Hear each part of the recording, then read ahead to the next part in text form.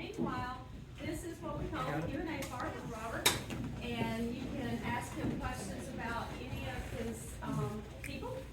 Ask him how he came up with the show. The other ones were good. It's that one that's killing us.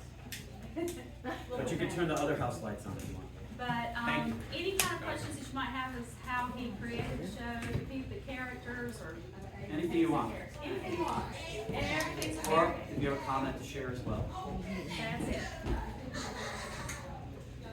Oh. How long did it take you to find voices for each character?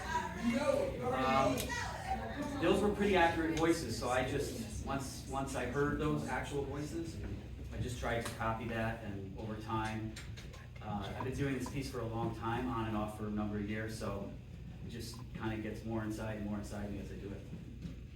Yeah, it's just repetition. That's, if any of you are in theater or film, that's the hardest part, it's repetition. It's just over and over and over. It's the most tedious, boring part. It's kind of like when fighters talk about the training and how that's just the toughest part, and the fight is the best. But that's what does it, is repetition. Yes? How long does it take you to come down from all of this? Because I mean, that's got such Yeah. a hold on you. Totally, yeah. It takes I don't know, it takes an hour or an evening, it takes, it'll go into the evening. I don't, like, some people will talk to me and ask me like logistical questions, like, hey, next Friday, are you I can't even, I'm not on the planet at this moment with being able to handle like real life questions, So, yes. How many actual characters have you met? All right, so the 4 guys I met, and they're real people. The woman, Lorraine, I did not meet and had to compile her from their conversations and my questions to them, because over time I just started to sit with them and actually become friends with them. You're welcome to sit down if you want. And then over the years, like I wrote the first draft in 1987, Wow. and it was only 15 minutes long. And so over the years, I hear things or I meet people, and I start to compile. The base is each person, their backstory is really their backstory. But then over time, certain little quirks, language, I start to see in other people that I've met that are experiencing homelessness, and I might add. Or they might not even be people who are experiencing homelessness. As an example, the line, "I'm friendly, but I'm not social. I think it's a good way to be," was a line my mother said to me once while we were drinking wine about 5 years ago, late at night at the kitchen table. "I'm friendly, Rob, but I'm not social. I think it's a good way to be." And I'm like, "Mom, Joe has to say that." And the same thing with prosciutto is the cotton candy of meat. I had went out to dinner with my girlfriend at the time, and we had prosciutto, and she said that, and I was like, "Oh my God, Joe has to say that. Can he say that?" So I think every writer really does that, just kind of picks up things along the way and finds out where they might fit in. Yeah. Which character is the heaviest for you, and why? Joe and Mark, although they all are really, because like JD has to be sort of stoic and wooden and a little vacant, and Graveyard, he can't be too crazy, he's to me, he's sympathetic. But Joe's carrying the heaviest load, so I kind of feel like Joe. And then again, going back even to Mark, it's like Mark is, to me, is kind of adorable, but he's a little bit mischievous. You're not really sure you can trust Mark. Yes? I really appreciated your performance tonight. Thank you. Thank you for that. Thank you. For two reasons. One, being a solo performer, I do one-person show in Frederick Douglass. Oh, cool. I've been doing it for years. What's it called? It's called The Starry Road to Freedom. And what's your name? My name is Darius Wallace. Terrific. And the other is because about 30 years ago in Brooklyn, I was homeless. As a matter of fact, I had a bench moment in Fort Greene in the park. Really? Yeah, I was, at that time pushing carts. Really? Oh yeah, yeah. And but something happened in my life that kind of got me out of that life and got me back into acting. Anyway, there's a lot of memories as I watched the show, so I really appreciate what you're doing for two reasons. One, because of what I experienced, homelessness, but two, as a solo performer. So, Thank you. Excuse me before you go on. Make sure you stop by. I want to talk to you about your Frederick Douglass performance. Oh. We have a program that we do with our students. Oh. So I'd like to talk to you about that. Excellent. Somebody that was here that left moments ago, the wife of the gentleman, he left and she said, "I'm sorry we can't stay, but my husband was addicted experiencing homelessness for a number of years, and he is kind of overwhelmed right now and had to go." She kind of was weeping, telling me how it was powerful and helped that moment for her and him, so. Wow. And you don't know who's gonna be in the room. You don't know who's in the room, right? So thanks for sharing that. Yeah. And congrats on just being back, back out of that dire situation. That's great. Thanks. Yes. To the extent you're willing, could you talk a little bit about your story and your life and what brought you to this place where you're doing this show? Sure. I think that a lot of people do, in their early 20s, I think a lot of people, for me, I'll speak for myself, but I do think other people go through this. I wanted to distance myself from my upbringing. I wanted to do something different. And I was brought up in a white suburb in Connecticut. And, driveway, lawn, 2-car garage, complete family. And when I lived in New Haven, Connecticut, I felt like I wanted to experience things that I never saw before. And I did, because just being in an urban environment just blew my mind, and everything was new and interesting. So I literally, at the top of the show, said, I just heard these guys, and I would literally walk by them day after day till I tuned in. They just intrigued me. And the whole idea of that freedom, as much as it's hard, that sense of freedom that some people who experience this homelessness are indulging in to a degree, that intrigued me. And I have no other reason, I don't know why, but I've always been compelled to go to other situations and to help. So I also work with teenagers and young people who are in prison and jail. I've been doing it with Literacy for Incarcerated Teens, which is a nonprofit in New York, and I've been working at Rikers Island for about 9 years with young people there. And I like going into the places where nobody wants to go. I don't know why, but I do. I like going to those places that are harrowing and where the forgotten are. And people are unhoused, neighbors are the forgotten and ignored, and specifically teenagers who are in jail and prison. People don't think about them that much. Don't even know there's a population. It blew my mind. I got triggered because there's a great man named Jamal Joseph. I don't know if anyone's ever heard of him, but he's a Black Panther, and he was only 16 when he became a Panther. And he lied. You had to be 18 to be in the Black Panthers, and he lied. He got in. His memoir is called Panther Baby. That was his nickname. It's a great book, but he's a friend of mine and a mentor, and he said, what are you doing next week, whatever, and he was like, I'm going up to upstate to a boys' high school graduation. I'm doing the commencement speech in this prison. And I'm like, I thought I knew a lot. They're doing a high school graduation in prison? That's incredible. So that's what got me attracted to working with young people who are incarcerated and detained.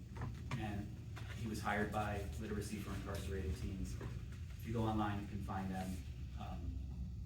They're a group of retired librarians, tough mofos, retired librarians. Librarians are some really incredible people, and they went to some of these jails and said, there's no books in here, they need books.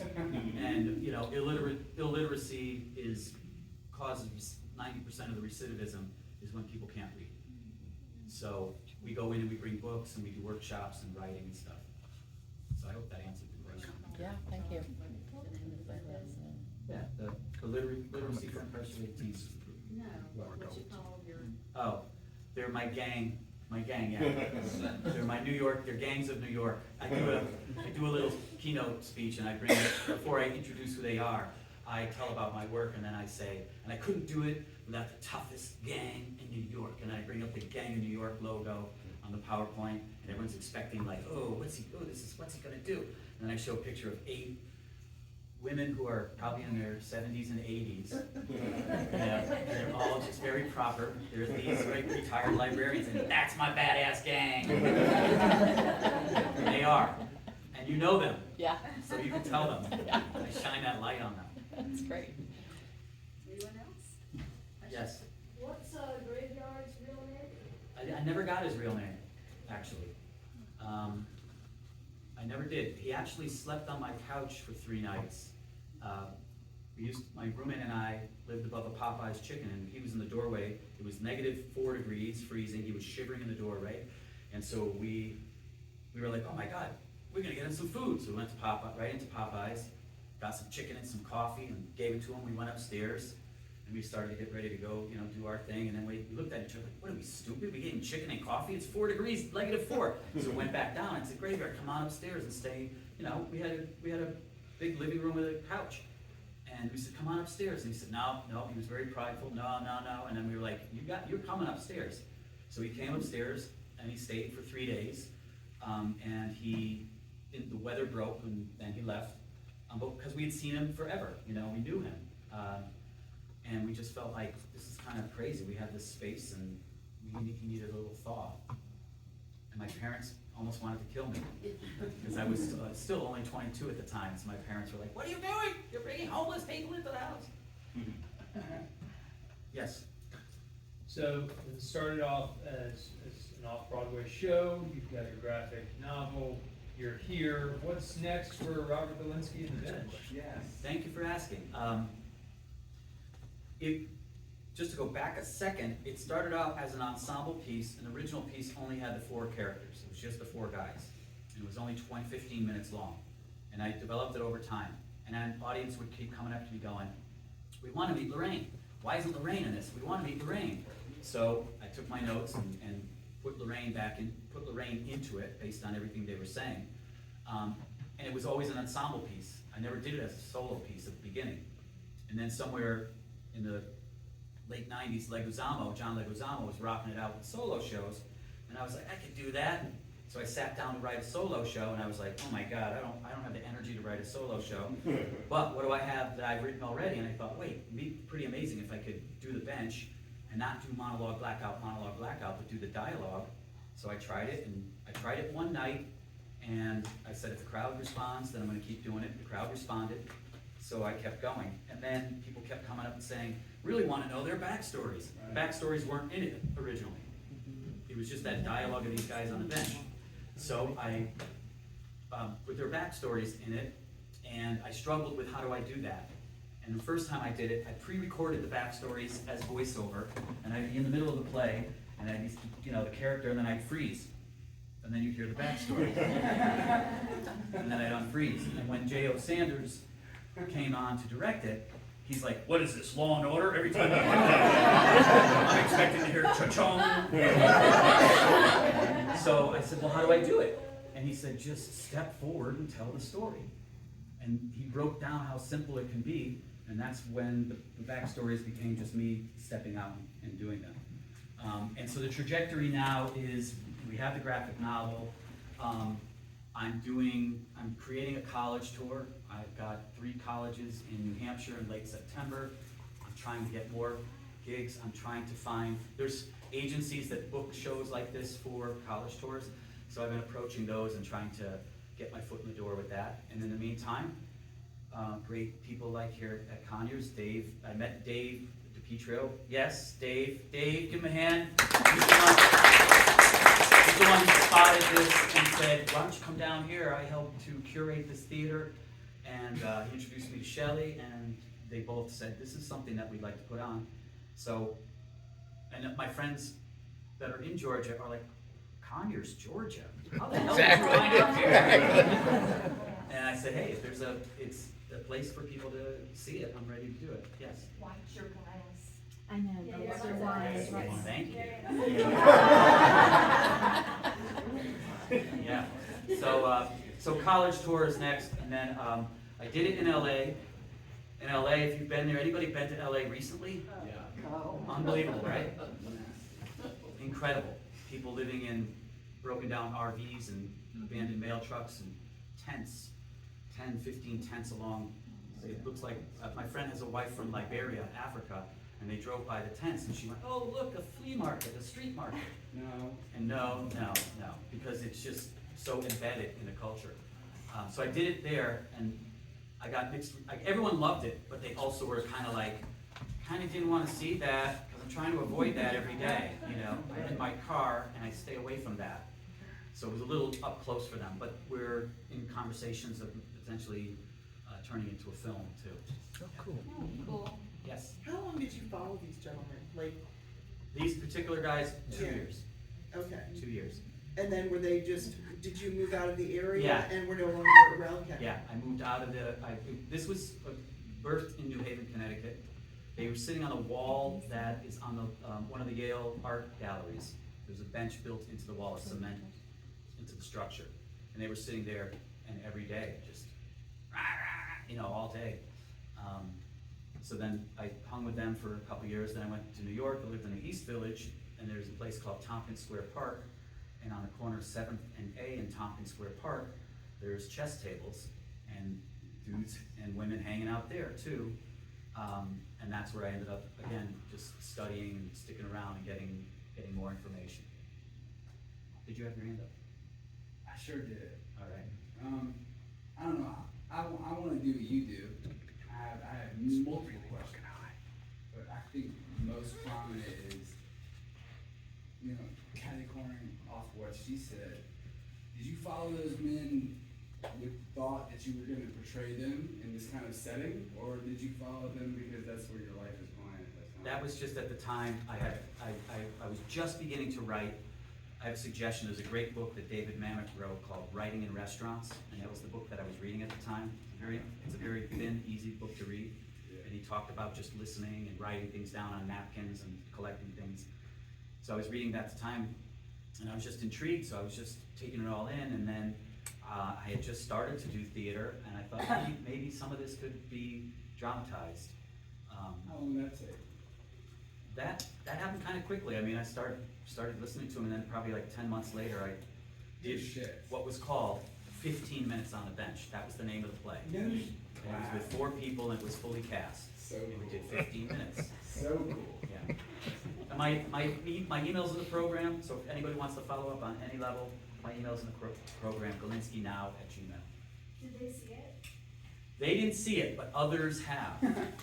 They didn't see it. When I was in New York, it ran at a place called the 13th Street Theater, and there was a group of guys that used to hang out right by there, and I befriended them and became really good friends with them. And spontaneously, one night I was going to do it, and I at the show, and I walked by them, and I was like, Steve. His name was Steve, this one guy. I was like, Steve, you want to come see the show I'm doing? He was like, yeah. Do you want some of your guys to come too? He's like, sure.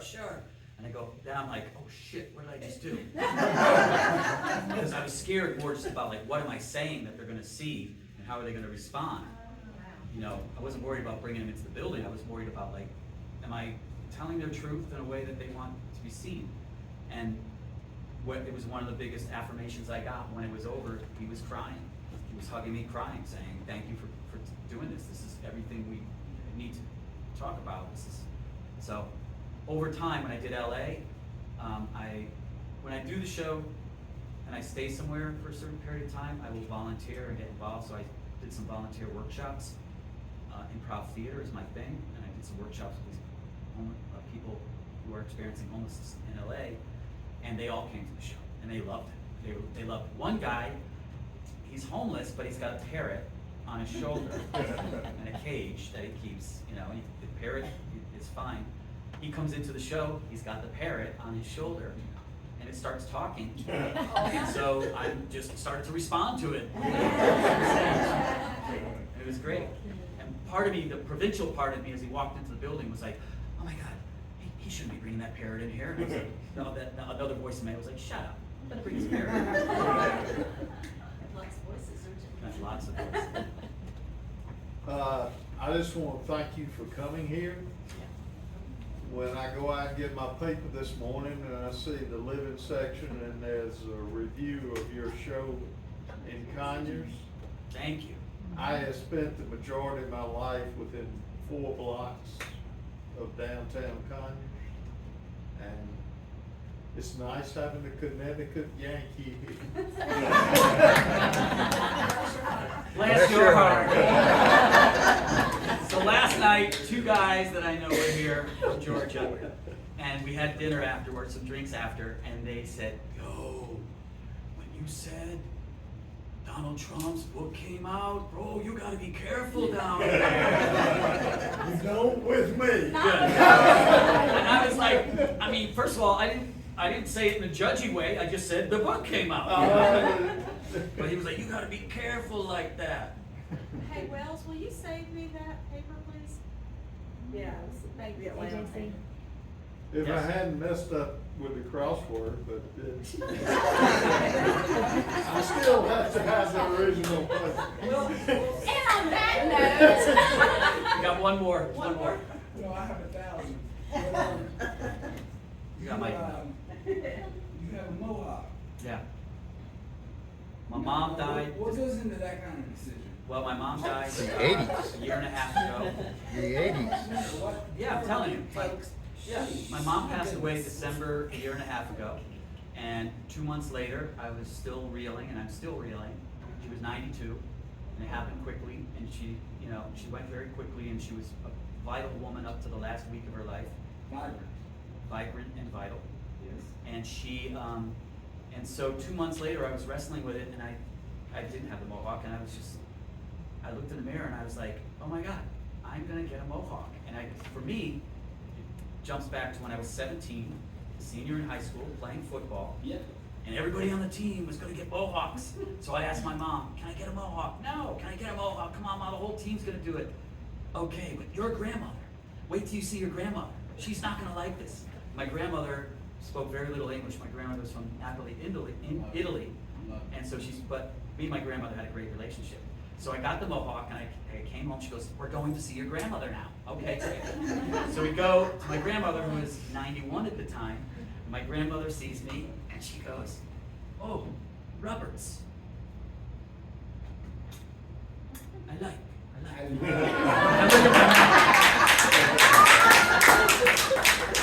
So something happened 2 months after she passed away, and this is my reaction / tribute to my mom. I've had it for only about a year and a half. Well, thank you We got all. 2 other mohawks in the house, though. Raise your hands. Come on. Boom. Over here. Anyway, well, again, thank you all. If you Yes. have any other questions, like I said, you can email Robert or come and ask him right here. Yep. And he'll be here a few more minutes. So again, thank you all so much for Thank coming. you. Yes, thank you so much. And thank you, Thank you. Dave. Thank you, Charlie. Thank you so much.